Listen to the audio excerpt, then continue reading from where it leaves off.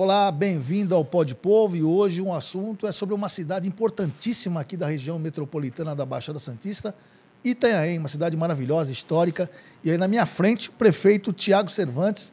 Tudo bem, prefeito? Como é que vai? Tudo ótimo. Quero agradecer a oportunidade de estar com vocês aqui no Pode Povo, do Diário do Litoral. Um prazer poder conversar e falar um pouco da cidade de Itanhaém, que é uma das mais importantes aqui da Baixada. Perfeito. Eu amo Itanhaém, cobri muito Itanhaém uma época, estava na Tribuna de Santos, cobri bastante, por aqui pelo Diário, que eu estou há muito tempo também, a outra minha casa. É bem bacana, conheço aquela cidade bastante, é muito bonita mesmo.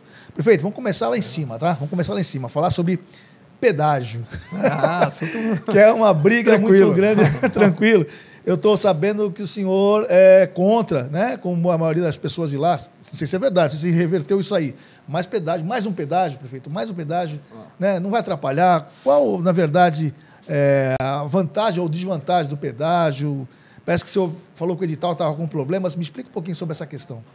Acho que a gente fez uma divulgação ampla com referência à nossa posição, né? A posição da cidade de Itanhaém, a minha posição como morador, não só como gestor da cidade, mas, logicamente, fui contrário sempre a essa alternativa apresentada pelo governo, que isso já não vem de agora, né? Isso já vem de anos. O governo anterior também se colocou como favorável à privatização, enfim, à concessão da nossa estrada. E lá atrás a gente já vinha discutindo. E inicialmente, só para vocês terem uma ideia, então isso era bom também explicar, o modelo apresentado no governo anterior era de uma única praça de pedágio e que essa seria no meio da cidade de Itanhaém. Era uma única praça de pedágio. O valor dela, acho que giraria mais ou menos em torno de uns 12 a 13 reais. Nossa, altíssimo. Altíssima. E ficaria no meio da cidade de Itanhaém. Nós temos uma ponte... Eu conheço, muito no rio, em cima do rio Itanhaém, exatamente. E aí teria uma dificuldade muito grande de locomoção, inclusive internamente, porque você imagina, as pessoas iriam cortar, então entrariam na minha cidade, né? É verdade, tem essa questão. Tem. Para fugir do pedágio, exatamente. Então você entraria na cidade e dificultaria muito o nosso trânsito, porque você tem vias internas muito estreitas e talvez não preparadas para um fluxo tão grande, não só dos carros pequenos, enfim, do dia a dia, mas carros pesados que fugiriam. Então a gente sempre se colocou contrário. E aí depois foi retomada essa discussão, nós fizemos aí um trabalho bastante significativo na cidade, uma organização, e praticamente com unanimidade a cidade optou por não aprovar e não trabalhar em prol do pedágio. Seria favorável a essa concessão. Foi feito plebiscito, alguma coisa? Foi feito audiências públicas? Nós fizemos audiências públicas, nós fizemos reuniões, nos reunimos com entidades de classe da cidade e nós nos posicionamos. Inclusive a audiência pública que aconteceu na Artesp, em São Paulo, nós nos apresentamos, fizemos o contraponto, mostramos que isso traria um problema significativo para Itanhaém específico e para a região. E hoje a modalidade, você sabe como é que funciona, né? Hoje o projeto apresentado são pórticos, né? Não mais aquela praça de pedágio que é tradicional, que nós temos aqui já em São Vicente ali, mas sim pórticos ao longo de Peruíbe até Praia Grande. Eram 10 pórticos e agora são 9 pórticos, pelo menos do modelo apresentado. E esses pórticos o quê? A pessoa vai pagar? Vai passar do mesmo jeito. A única coisa é que ela não para. Ela não para. O veículo dela, naquela cabinezinha... Achar um jeito de a pessoa pagar sem parar. Você vai passar reto e depois você vai receber a conta no final do mês. Então isso vai dificultar muito a gente. Principalmente, eu falo por Itanhaém, porque como a estrada corta a cidade inteira... Sim. Né? Então, na sua extensão, na sua totalidade, a gente se utiliza muito da estrada como uma via principal. Eu tenho uma cidade, pista, que a gente fala pista praia e pista morro. Exatamente, então, que nem Praia Grande. Que nem Praia Grande. Então você se desloca e se utiliza da pista. Então é uma dificuldade muito grande. Em que pese, obviamente, os investimentos que virão com isso. Então, o governo tem se colocado que ele fará as marginais de ponta a ponta da cidade, não só na ponte que eu falei, né, que está sobre o rio Itanhaém, mas fazendo de tal forma que teria uma condição das pessoas se deslocarem de um ponto a outro da cidade pelas marginais. Mas aí gera mais um problema, né, prefeito? Que além do pedágio, essa construção que vai ficar no entorno, que eles vão fazer, também vai ter obras, vai dar transtorno, vai dar trânsito, vai dar tudo isso, né? Na verdade, ela vai mudar um pouco a vida da cidade. Exatamente. Um pouco não, muito, né? Significativamente a vida da cidade. Então, você, para acessar a estrada, obrigatoriamente você vai pagar. Então, esse é o formato que eles fazem. Você acessou, andou um pedacinho, você vai pagar. Só não agora nessa ponte. Então, que depois da nossa discussão, nossa briga, o governo tirou esse pórtico que fica entre o centro da cidade e a entrada da CESP, que são os 2 pontos principais que nós temos ali. Lá ele tirou esse pórtico. Então, quem sai do centro para ir para a CESP e da CESP para o centro, ali não vai ter mais nenhum pórtico de cobrança. Então, você poderia transitar na estrada sem pagar. Era o único ponto da cidade que não teria o pagamento, vamos dizer assim, de uma tarifa de utilização da rodovia. Entendi. Perfeito. Vamos mudar um pouquinho de assunto agora. 2 questões. Revisão das leis de zoneamento urbano e código de posturas. A revisão da lei de zoneamento e o código de posturas, por exemplo, questão ao comércio, como é que está isso sendo visto na cidade? A prefeitura já mandou lá a proposta para a Câmara, como é que está sendo essa discussão? Então, nós fizemos de 2021 a contratação de uma empresa para que ela pudesse assessorar. É sempre bom ter técnicos com uma visão um pouco mais ampliada de urbanística, né? Então, eles vieram, nos auxiliaram nesse trabalho de atualização de todas as nossas leis que versam sobre a utilização dos espaços, obviamente, da cidade. Então, são leis de uso e ocupação do solo, parcelamento do solo, e construção e verticalização. Estava defasado. Estava defasado. Tem uma lei de 79, então coisas absurdas. Totalmente desatualizado. Porque geralmente, prefeito, só interrompendo, isso alguém ganha, alguém perde sempre, né? Se não fizer um negócio decente... Tem que ter um equilíbrio, né? Exatamente. Então, essa empresa nos trouxe, logicamente, nos apresentou uma proposta dentro de uma análise, um estudo aprofundado da realidade da cidade e do que se projetaria para crescimento. Nós discutimos muito com também a Associação dos Engenheiros e Arquitetos, a Associação Comercial, OAB e outras associações participaram dessa discussão. Nós chegamos a apresentar um produto final à Câmara Municipal, mas houve novamente alguns questionamentos. Eu retirei esse projeto, fizemos algumas atualizações ou algumas discussões, ou algumas alterações, e agora eu encaminho em março novamente esses projetos para a Câmara Municipal para que eles reanalisem, apresentem suas propostas e aprovem ou não. A expectativa é que a gente possa aprovar, porque isso trará, logicamente, um crescimento não só na questão da construção civil, mas de organização de cidade. Isso traz um reflexo positivo. Uma arrecadação Uma arrecadação maior. É bom quando a gente fala de arrecadação maior, a pessoa já acha que a gente vai aumentar os impostos. Não é aumentar os impostos. Por exemplo, se vem investimento, naturalmente você tem. Os impostos são pagos de IPTU, logicamente, você tem também os impostos que são cobrados e as tarifas que são cobradas e as taxas que são cobradas para aprovação de projetos. Tem uma série de fatores. É bom que corrigir com os equívocos, né, prefeito? Sempre tem alguns equívocos que têm que ser corrigidos, né? E aí você mencionou a questão do código de posturas. Sim. Esse ainda eu não fiz. A gente tem um estudo já interno para organizar o comércio local. Isso é importante também, né? Saber o que pode, o que não pode, ter um regramento mais claro. Lei do silêncio. Exatamente. É uma dificuldade que a gente tem. Os municípios têm hoje, onde você tem os centros ali comerciais, então tem bares, restaurantes, sempre aquela briga, né? Do som alto, aí acaba incomodando quem tem uma residência próxima, porque já que é uma cidade antiga, você tinha sempre esse conflito de áreas muito próximas, comerciais com áreas residenciais. Sim, é verdade. Então você gera essa discussão e esse trabalho também vai pelo menos minimizar essas questões, né? Perfeito. Uma das coisas mais bonitas que tem lá na Itaém é a Igreja Matriz, né? Sim. Lindíssima. Preservada e tal. Como é que está? Tem obras, né? Ou não? Então, a Igreja Matriz, assim como o convento, eu vou colocar como os 2 patrimônios históricos mais importantes que nós temos na cidade e a Câmara de Cadeia também. Só que esses 2 pontos, tanto a Igreja Matriz quanto o convento, eles não são de propriedade do município. É verdade. É isso que precisa também esclarecer. Sim. E eles são... Da diocese. Exatamente. Então, a gente tem que fazer uma parceria com eles, não dá para a gente impor nada. Não. Então, qual que foi a discussão também desde então? Obviamente, o patrimônio histórico que tem que ser precedido de qualquer intervenção de autorizações, tanto do CONDEFAT quanto do IFAM, enfim, e da Diocese, isso eu não tenho a dúvida, mas a gente procurou também regularizar esses imóveis. Então, a gente está regularizando, eles não tinham nem documento. Então, até para você se valer de uma oportunidade de você buscar financiamento externo, você não tinha documento. Né, de fomento, de incentivos, de fomento, você não tinha. Então, a gente está regularizando agora a Igreja Matriz, isso com documento em cartório. Próximo passo é o convento, porque ele está em cima de um morro. Então, a gente está fazendo todo esse trabalho e buscando parcerias para fazer alguns investimentos. Então, já está sendo feito alguns reparos, manutenção que está sendo feito lá, mas ele precisa, de fato, de um investimento muito maior para que ele esteja 100% ali, vamos dizer, reformado, para que possa ter um melhor atendimento e a visitação das pessoas. Mas é diocese, né? É grana que não é particular, né? O Estado não pode, o Estado que eu falo, município, né? O Estado não pode botar dinheiro. A gente tem uma dificuldade, obviamente, então por isso que, primeiro passo, tinha que ter a regularização. Sim.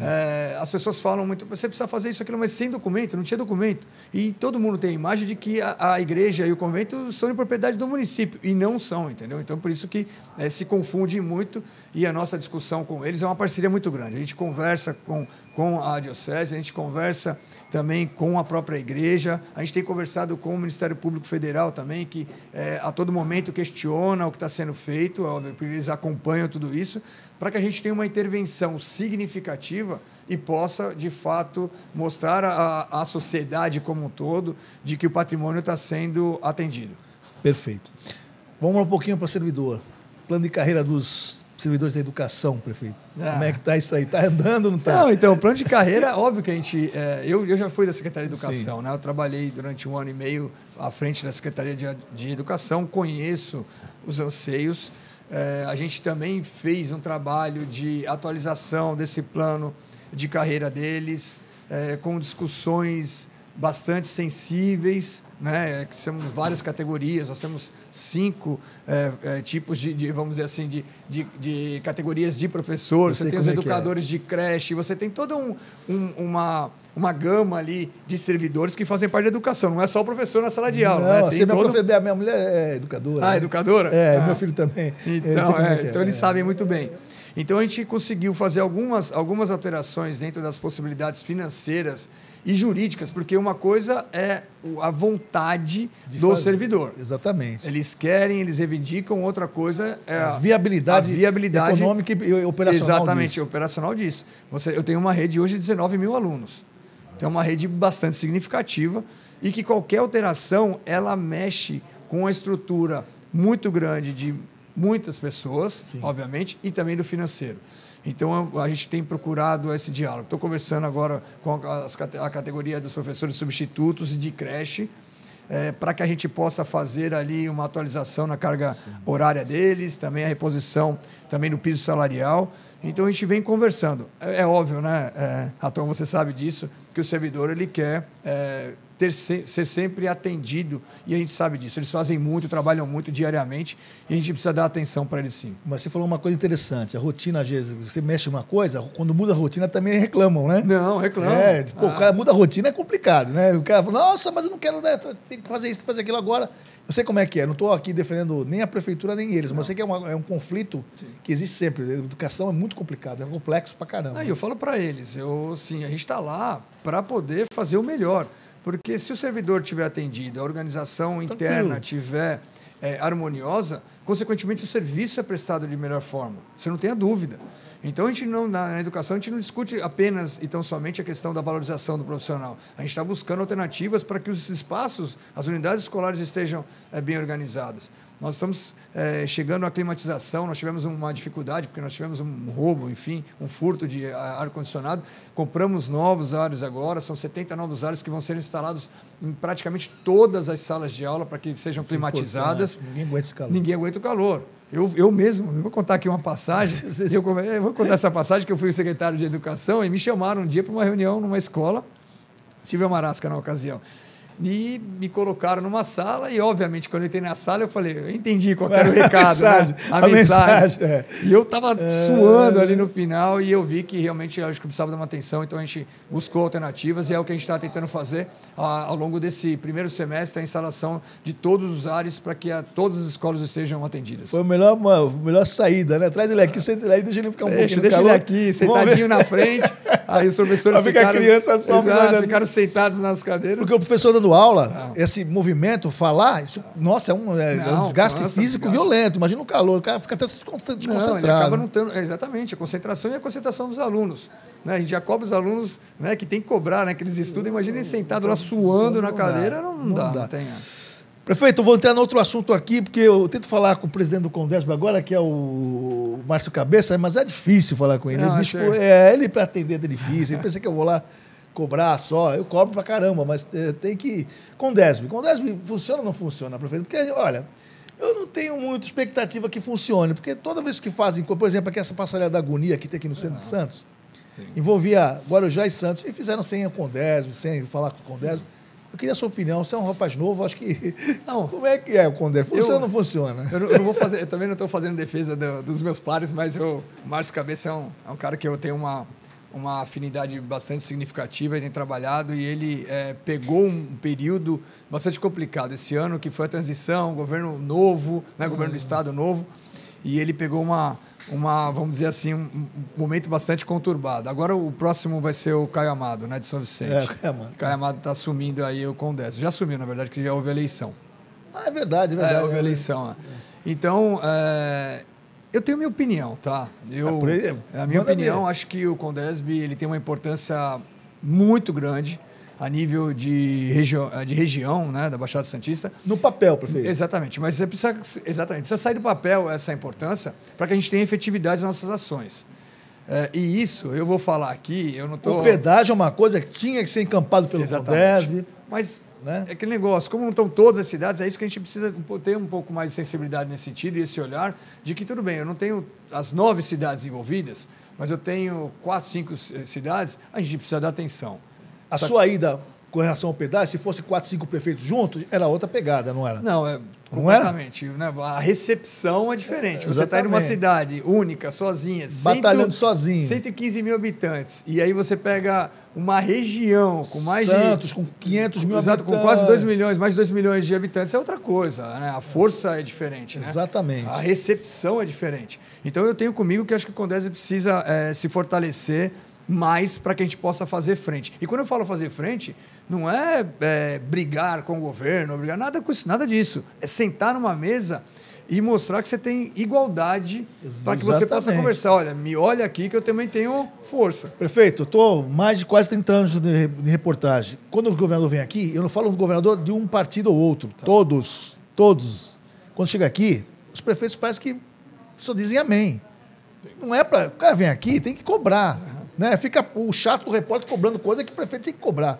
É isso por esse caminho? Tem que ser cobrança? Tem que ser com respeito, mas cobrança. Não, mas assim, há esse tipo de cobrança, tá? Por exemplo, nós tivemos oportunidades de estarmos com o governador em reuniões internas nossas. Então, nós fomos convidados por 2 ocasiões, uma para um almoço, outra para um café da manhã com o governador, os 9 prefeitos da Baixada, e lá nós conversamos, nós cobramos, apresentamos as nossas demandas. Então, nós cobramos também o governador no sentido do apoio, da participação do governo do Estado no que diz respeito ao desenvolvimento aqui da região. Então, a gente faz essa cobrança.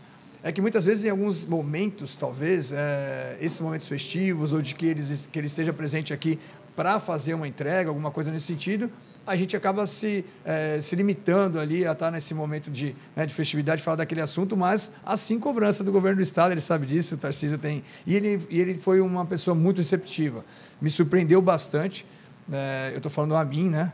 Não digo pelos outros, mas a nível também de conhecimento já do Estado, né? Então, se discutia muito a questão, né, não ser daqui, enfim, mas quando nós estivemos presentes, ele sempre se colocou já muito conhecedor das demandas do Estado. Então, isso já me deixou um pouco mais tranquilo.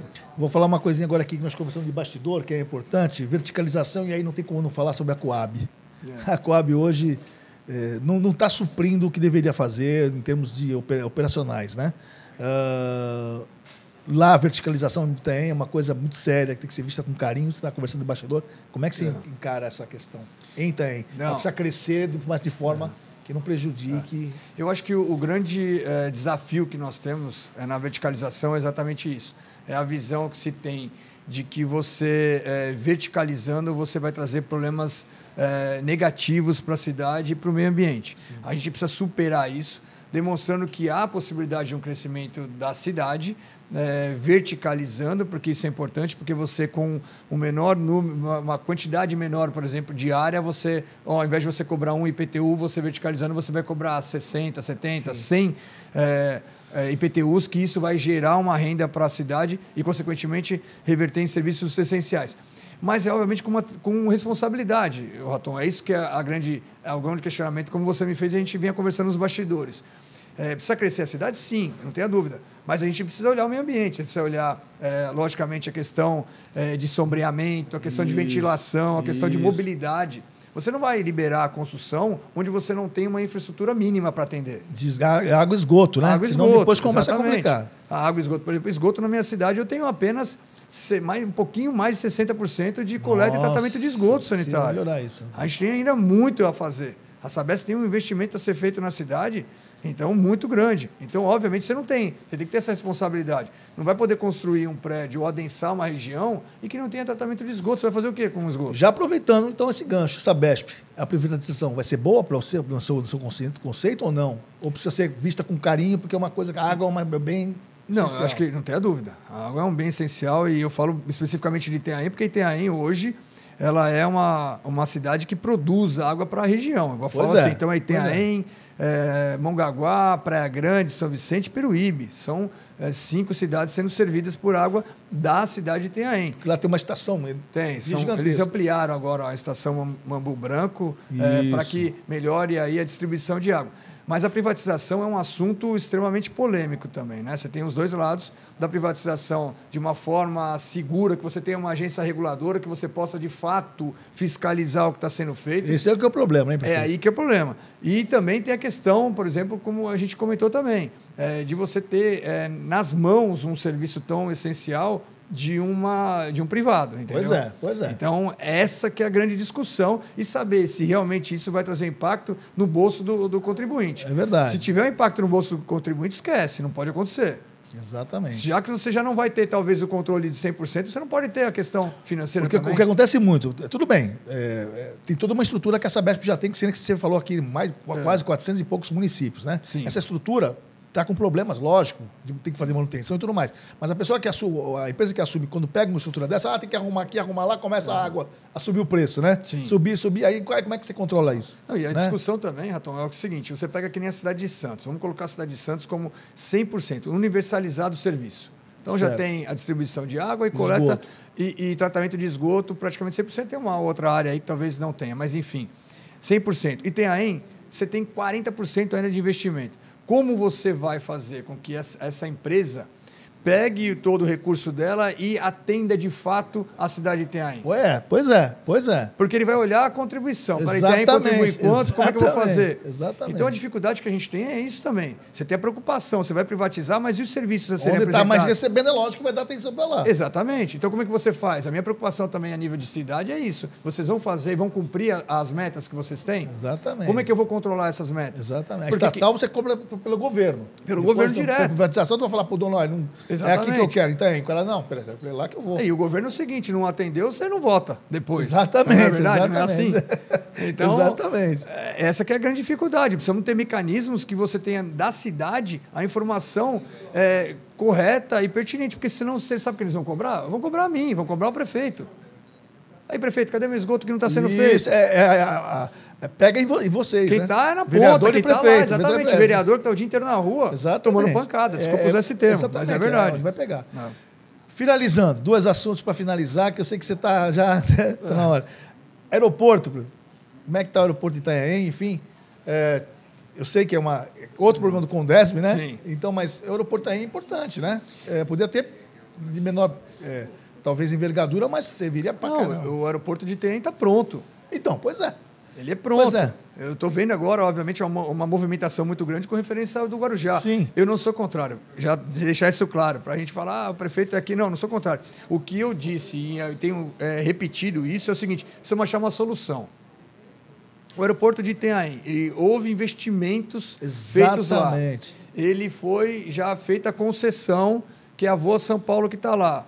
Então, por que não acharam uma destinação correta e que ele tenha efetividade na sua utilização? Ele não pode ficar um aeroporto lá parado. E você construindo um outro com 50 quilômetros de distância. Já começa a operação lá. Você tem que fazer. Então, peraí, se um vai ser para carga, ou enfim, que outro aeroporto seja para, talvez, ali para cursos e seja preparatório para manutenção, mão de obra, que seja um aeroporto escola. Exato. Você precisa dar algum direcionamento para esse aeroporto. É um investimento que foi feito lá, nós temos 1,350 km de pista pronto.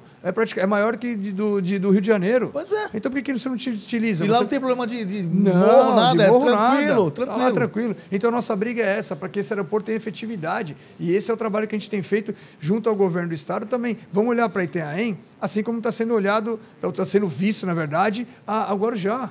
Exatamente. Porque aí você tem, e aí sim, o equilíbrio dentro de uma região. O Guarujá agora vai começar as obras, agora passou por uma parte civil para começar as obras, o Itaim está pronto, que você falou. Sim. Sabe o que precisa fazer lá? E aí você deixa aquele largado? Exatamente. É dinheiro público que foi investido lá. Por isso que eu falo, o Condésio, o prefeito, tem que começar a parar com esse negócio de um querer pular para o estado do outro, tendo um aeroporto lá pronto praticamente. Finalizando, eleições, difícil pra caramba. Lá também vai ser acirrado ou não? Tem o prefeito anterior, né, que vai disputar isso? Tem o prefeito o vice anterior. Parece que rompeu com você. Isso. E tem a outra filha do ex-prefeito, está na concorrência também? Sim, tem. Está concorrendo e tem outros também, né, pretendentes, postulantes. Acho que nenhuma eleição é fácil. É óbvio que nós tivemos aí uma divisão por conta de interesse único, exclusivo pessoal, de querer fazer um projeto pessoal à parte. Está no direito dele, enfim. E a gente tem um grupo forte também. Nós estamos conversando com partidos para que tenha uma aliança. Nós trabalharemos e mostraremos o que foi feito ao longo desses 3 anos. Eu vou falar 3 anos porque esse ano ainda praticamente não começou, acabou de passar o carnaval. Então, nesses últimos 3 anos, muito foi feito, muita entrega. Precisamos comunicar um pouco melhor a população. É óbvio que a gente tem inúmeros desafios pela frente. Eu falo com algumas pessoas que me cobram, de repente, alguns serviços que têm 40, 50 anos que não foram feitos. Então, os prefeitos que estão aí já passaram por isso e não fizeram. Pois é. Eu fiz agora uma obra... Alguns postulando a voltar. Exatamente, postulando a voltar. Então, eu fiz uma obra importante, por exemplo, numa região que não tinha acesso quando chovia. Ela ficava ilhada. A primeira obra que eu fiz de drenagem na cidade foi exatamente para poder solucionar um problema que era de mais de 40 anos. Acesso às pessoas. Não tinham. Nós temos o cemitério do Coronel, que é conhecido como cemitério do Coronel, enfim, que quando tinha lá um velório, enfim, um enterro, as pessoas não iam. Não tinham condições de ir quando chovia. Então, nós fizemos uma obra que acabou com esse cenário. Fizemos limpezas em rios que não eram feitas há 20 anos, Atom. Eu não vou conseguir resolver, isso eu sou muito claro, não vou resolver a vida da cidade em 3 anos e nem tenho essa pretensão porque não tenho condições. Então não posso prometer e criar uma expectativa de que vou resolver todos os problemas. Mas os problemas agudos nós estamos enfrentando. Importante memória. As pessoas têm que ter memória, porque muita gente não tem memória, né? Não tem memória. E vamos fazer a comparação exatamente. A nível de condições de igualdade. Você me dá o tempo necessário e aí mais 4 anos, aí você me compara governos dentro de uma mesma quantidade de tempo. O que você fez e como a cidade vai estar. Exatamente. Isso é importante. Então, é um trabalho significativo que a gente fez e a gente vai mostrar agora à população, com o nosso grupo todo, e, consequentemente, nós teremos aí êxito lá na frente. Perfeito. Prefeito, muito obrigado pela sua participação. Se quiser falar, dar mais um plástico lá para o Itaém. Muito obrigado mesmo por ter essa oportunidade de conversar com você. E eu quero agradecer a oportunidade, sempre que a gente tem, como a gente falou, uma oportunidade de poder falar da cidade, em ter contato com vocês da imprensa, enfim, que tem conhecimento e que pode agregar muito nas discussões. A gente agradece e eu estarei sempre à disposição. E quero dizer a Itanhaém, que é uma cidade que eu falo, eu vivo, amo a cidade e que a gente tem muito para fazer. Tem muitas coisas e boas notícias aí que virão ainda nesse primeiro semestre e que vai impactar positivamente na vida das pessoas. É isso aí. Pode Povo fica por aqui. Um abraço. Acompanhe a gente nas redes sociais. Tchau.